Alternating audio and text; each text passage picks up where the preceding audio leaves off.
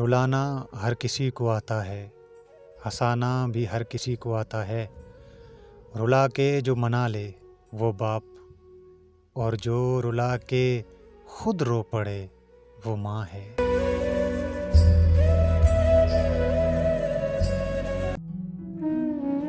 لبوں کو سی لیا لیکن صبر آنکھوں سے نہ ہوا پھر بھی،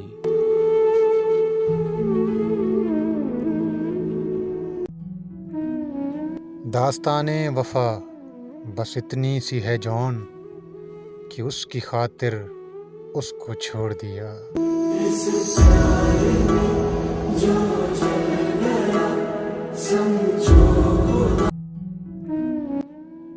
اگر کوئی انسان آپ کو سمجھ ہی نہیں سکتا تو آپ اس کے ساتھ نہیں، اس کی قید میں ہیں۔